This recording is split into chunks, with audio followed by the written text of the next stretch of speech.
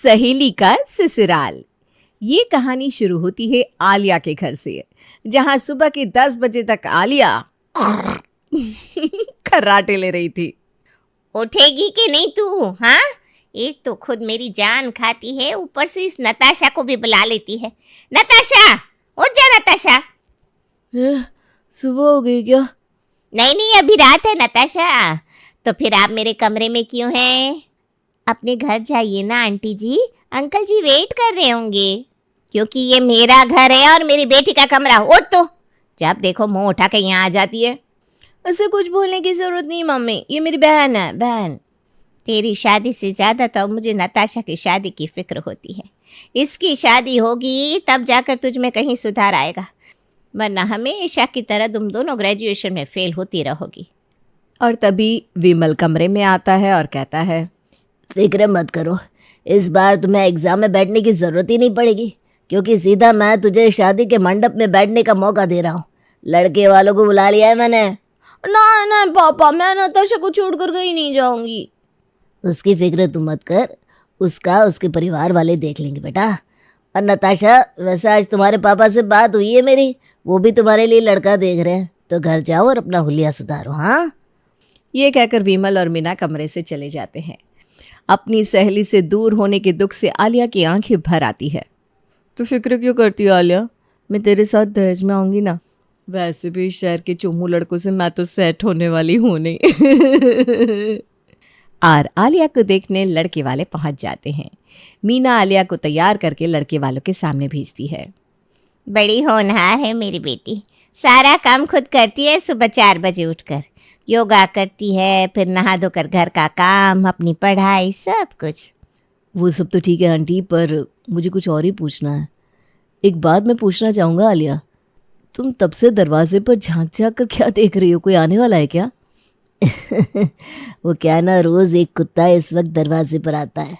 आलिया उसे रोटी देती है तो बस उसी की राह देख रही है। ओह, आलिया जी की इस बात ने तो मेरा दिल ही जीत लिया। मुझे भी ना एनिमल्स बहुत पसंद है, तो मेरी तरफ से तो ये रिश्ता पक्का। अब रोहन ने हाँ कह दिया है तो फिर हम क्या ही कहेंगे। अब तो सीधा पंडित जी को बुलाकर शादी की तारीख निकलवा लीजिए विमल जी। यहाँ आलिया की शादी तय होती है, वहाँ नताशा की। अगले सुबह नताशा भागते हुए आलिया के घर आती है और उसे बताती है कि उसकी शादी फिक्स हो गई है। मैं कहती थी ना, कोई लड़का मेरा दिल नहीं जीत सकता, पर इस दिन ना जीत लिया।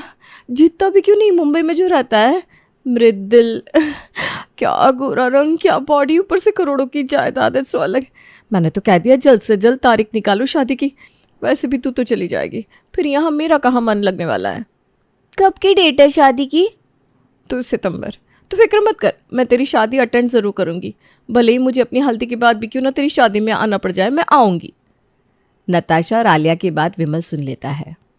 अब तो आलिया की शादी भी 2 सितंबर को ही होगी, वरना ये नताशा बारात में रोहन की जगह घोड़ी पर खुद बैठ जाएगी। शादी के बाद तो नताशा मुंबई चली जाएगी, पर कहीं ये शादी में ना पहुंच जाए। किसी तरह मुझे इन दोनों की शादी एक ही दिन करवानी होगी। और विमल सीधा पंडित जी को कॉल लगाता है। पंडित जी कुछ भी कीजिए, पर 2 सितंबर की तारीख निकलवाइए शादी की। 2 सितंबर को तो बड़े कम समय के लिए मुहूर्त है भाई साहब, और जजमान के लिए ये सुविधाजनक भी नहीं होगा। अगर मैं आपको 11,000 की भेंट दूँ तो हो जाएगा? अरे भेंट की क्या ज़रूरत है विमल जी, वैसे ब्राह्मणों को तो दान देना ही चाहिए। आप भिजवा दीजिए 11,000 मेरे घर में, मैं जजमान को 2 तारीख का मुहूर्त बता देता हूँ। और 2 तारीख को ही एक तरफ नताशा की शादी होती है, दूसरी तरफ आलिया की।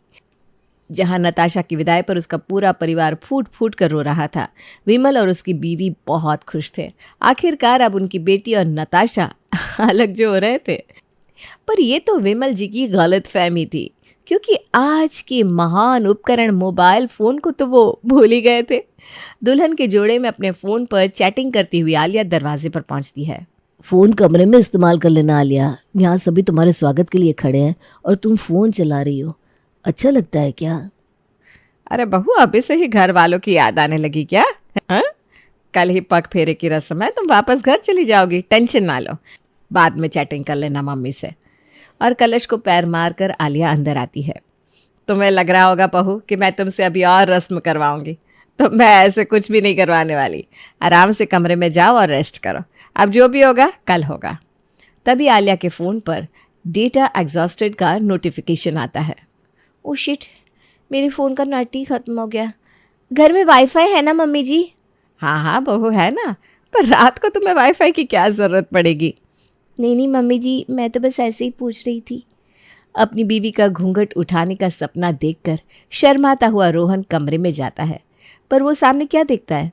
उसकी बीवी ने पहले ही नाइट ड्रेस पहन रखा है और वो वीडियो कॉल पर अपनी सहेली से बात कर रही है। ये सब क्या है आलिया? बाद में कर लेना नताशा से बात। आज तो हमारी पहली रात है, एक साथ एंजॉय करते हैं। अब मेरी दोस्त को उल्लू मत बनाइए जीजा जी। अभी बाहर आपने क्या कहा था? अभी रस में कर लो, बात कमरे में कर लेना। आलिया ने मुझे बता दिया, तो अब कमरे में तो बातें ही होंगी ना। और अपनी बीवी के फ्री होने के इंतज़ार में रोहन सो जाता है। अच्छा आलिया, मृदुल आ गए, मैं फ़ोन रखती हूँ। हाँ, मुझे जगा कर तू जा रही है, यहाँ तो रोहन भी सो गया। अब मैं क्या करूँ? नींद भी उड़ गई मेरी।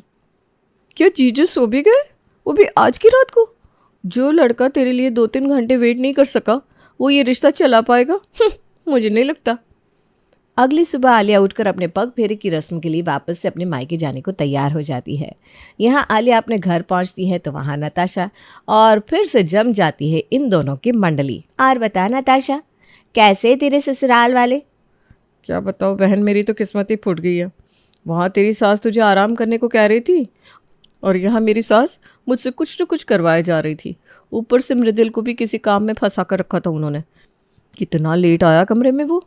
हे भगवान, ये तो तू गलत जगह फंस गई रे। पर तू टेंशन ना ले, मैं हूँ ना। मैं एक अच्छे बाबा को जानती हूँ, उनके पास बस जाकर अपनी प्रॉब्लम बतानी होती है। वो तेरी सास को तेरे काबू में लाने में तेरी मदद करेंगे, और अगर उससे काम न बना तो फिर मैं तो हूँ ही। पग फेरे के बाद आलिया अपने ससुराल तो पहुंच जाती है, पर उसका मन नताशा के पास ही था। नताशा से वीडियो कॉल पर बात करते करते आलिया अपने ससुराल वालों के लिए नाश्ता बनाती है। कल तो मुझे शिक्षा दे रही थी और आज खुद वही गलती कर रही है। क्यों पहले ही अपने ससुराल वालों को बना बना कर खाना खिला रही है? उनकी आदत बिगड़ जाएगी।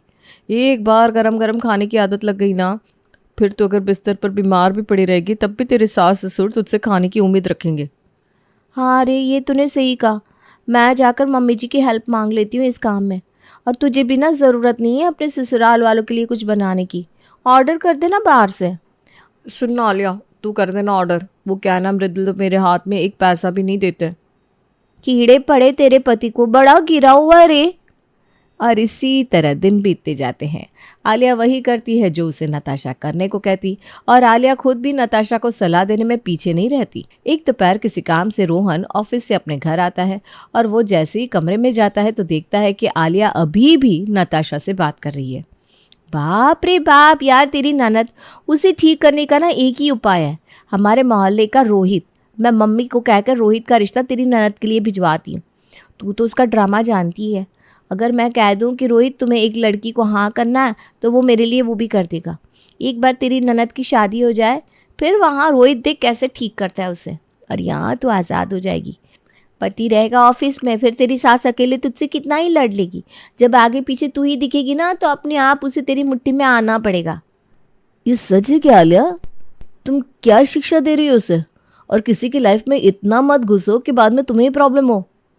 आप तो ऑफिस चले जाते हैं या कभी अपने दोस्तों के साथ घूमने चले जाते हैं, और मैं यहाँ अपनी सहेली से बात करती हूँ, उसमें भी आपको प्रॉब्लम होती रहती है। अभी अगर मम्मी जी प्रॉब्लम में होती तो क्या आप उनकी मदद नहीं करते? पर मैं और मम्मी एक ही परिवार के दो लोग हैं।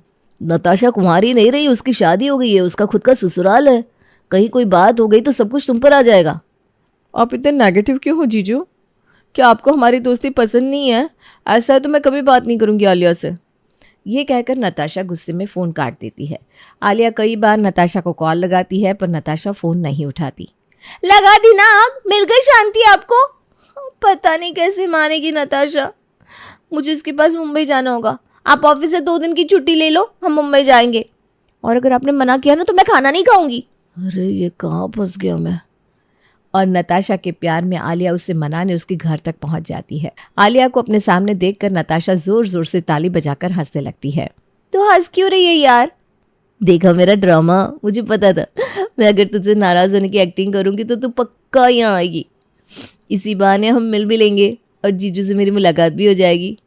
पर आज ना मेरी काम वाली नहीं आ रही है, सब कैसे होगा? ऊपर से मेरे सास ससुर भी तीर्थ को गए हैं। तू क्यों फिक्र करती है, मैं हूं ना। कहाँ है किचन, मुझे बता दे, 2 मिनट में सब संभाल लूँगी। और सच में आलिया किचन में जाती है, किचन की सफाई करके उसे अच्छे से ऑर्गेनाइज कर देती है। अपने पति के लिए और नताशा के लिए नाश्ता बना कर लाती है। अपनी बीवी को इतना काम करता देख रोहन हैरान हो जाता है।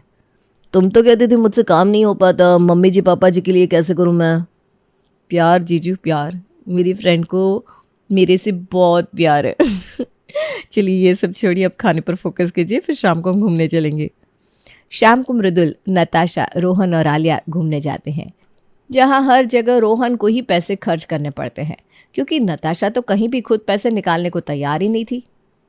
मूवी के पैसे आपने दिए रोहन, तो डिनर के पैसे मैं दूंगा। अब खुद को बहुत बड़ा तिस्मार खान समझ रहे हैं। मेरे जीजू आपको पेमेंट करने देंगे क्या? मेरे जीजू हमारे शहर के करोड़पतियों में से आते हैं और मुंबई में आप पेमेंट करके बड़े बन जाएंगे। मैं अपने जीजू को यहाँ नीचा नहीं होने दूंगी। आखिरकार मेरे मायके की बात है, आप ही पेमेंट कीजिए जीजू। हाँ, बोलने दीजिए इनको कुछ भी। ये तो बड़ी चालाक लोमड़ी है, पर आलिया को ये बात समझ में क्यों नहीं आ रही? कहीं ऐसा ना हो कि जब तक वो समझे बहुत देर हो जाए। अब रोहन समझ चुका था कि उसकी बीवी के दिमाग में ये फितूर भरने वाली कोई और नहीं, नताशा ही है। 2 दिन नताशा के घर रहने के बाद आलिया अपने पति के साथ वापस अपने ससुराल लौट आती है, पर अब भी सब कुछ वैसा ही चलता रहता है। नताशा से पूछे बिना आलिया कुछ भी नहीं करती। एक रोज़ साड़ी बेचने वाली आलिया के घर आती है। बहू, तू अपने लिए कोई साड़ी पसंद कर ले और मेरे लिए भी पसंद कर दे। अगले महीने हमारी एनिवर्सरी है ना, तो रोहन कह रहा था कि छोटी सी पार्टी रखेगा, तो पहनने के लिए कपड़े तो लगेंगे। ये तो बहुत अच्छा आइडिया है मम्मी जी, मैं अभी नताशा को कॉल लगाती हूँ। और आलिया नताशा को वीडियो कॉल पर खुद के लिए और अपनी सास के लिए साड़ी पसंद करने को कहती है। ठीक है, पहले मैं अपनी साड़ी पसंद करूँगी। हाँ पापा, कर लेना। और हमारे घर पार्टी होगी तो तू तो रहेगी ही ना। हाँ बेटा, तू भी आना और मृदुल जी को भी ले आना। भैया भाई साहब को तो मैं खुद इनवाइट कर दूंगी। और संतोषी और सुरेश के एनिवर्सरी के दिन नताशा अपने ससुराल वालों के साथ वेन्यू पर पहुंच जाती है। बहू से ज़्यादा तो नताशा ही हर जगह उछलती रहती है। यही है सही समय पटाखा फोड़ने का। वेटर जैसे ही बड़ा सा केक लेकर नताशा को क्रॉस करता है, रोहन वेटर के पैर में अपना पैर अड़ा देता है, जिससे वेटर का बैलेंस डगमगा जाता है और पूरा का पूरा केक वेटर नताशा की सास के ऊपर गिरा देता है। बहू, ये मैंने नहीं किया, मेरे पैर में किसी का पैर अड़ा था, इनका ही था शायद। मेरा पैर नहीं था मम्मी जी, ये ज़रूर आलिया की गलती है। मेरी बाजू में तो यही खड़ी है। करवा दिया ना प्रोग्राम का सत्यानाश तुमने। अंदाज़ा भी है तुम्हें कितनी महंगी साड़ियाँ पहनती है मेरी मम्मी जी। मेकअप 10,000 का है उनका। मुझे माफ़ कर दीजिए मम्मी जी, मेरी गलती हो गई जो मैं आपको यहाँ लेकर आई।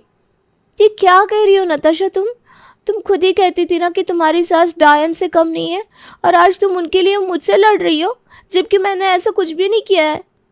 हे राम, तुम तो खड़े खड़े इंसान को निगल जाओ, इतना झूठ। पर तुमसे और क्या ही एक्सपेक्ट कर सकती हूँ मैं, तुम तो हमेशा से यही थी ना, 1 नंबर की झूठी है ये मम्मी जी। अरे जो लड़की सारा काम आते हुए भी आधा काम अपनी सास से करवाती हो, वो किसी की सगी हो सकती है? यहाँ तक कि जीजू से छुप कर ना आलिया उनके कपबोर्ड से पैसे भी निकालती है। शादी के पहले भी कम चक्कर नहीं थे उसके। बस एक शब्द और नहीं नताशा, निकल जाओ यहाँ से। मेरे ही घर में मेरी बीवी से इस तरह बदतमीजी से बात करने की हिम्मत कैसे हुई तुम्हारी? ये लड़की तो शादी के पहले भी झोंक की तरह चिपकी रहती थी आलिया से। कितनी बार मैंने मना किया तुझे कि शादी के पहले के रिश्ते को मायके में ही छोड़ दे, पर तू नहीं मानी। देख रही है कैसे सभी के बीच तेरी इंसल्ट कर रही है ये। मैंने तुझे अपनी सगी बहन माना, पर तू तो नाग निकली नाग। निकल जा मेरे घर से। और आलिया धक्के मारकर नताशा को अपने घर से बाहर निकाल देती है। मुझे माफ़ कर दीजिए पापा जी, मुझे माफ़ कर दीजिए मम्मी जी, बहुत बड़ी गलती हो गई मुझसे। मैंने नताशा की कही सुनकर आप सबके साथ बहुत गलत किया, फिर भी आप लोगों ने मुझे कभी भला बुरा नहीं कहा। यहाँ तक कि रोहन के पैसे निकाल कर मैं नताशा की मदद भी करती थी। तो क्यों फिक्र करती है बहू? मुझे पता है कि इसमें तेरी कोई गलती नहीं है, और यह सब तो रोहन ने खुद प्लान किया था ताकि तेरे सामने नताशा की असलियत आ सके, और तूने देखी ना उसकी असलियत। और मैं भी तुमसे नाराज़ नहीं हूँ आलिया, पर हर बार मैं तुम्हें इस तरह बचा नहीं पाऊँगा। तुम्हें खुद ही समझना होगा कि कौन तुम्हारा इस्तेमाल कर रहा है और कौन तुमसे सच में प्यार करता है। आलिया को समझ में आ जाता है कि उसने बहुत बड़ी गलती कर दी है, पर अब वो कसम खाती है कि अब की बार किसी की भी सुनकर वो कोई काम नहीं करेगी और इसके बाद सब कुछ ठीक हो जाता है।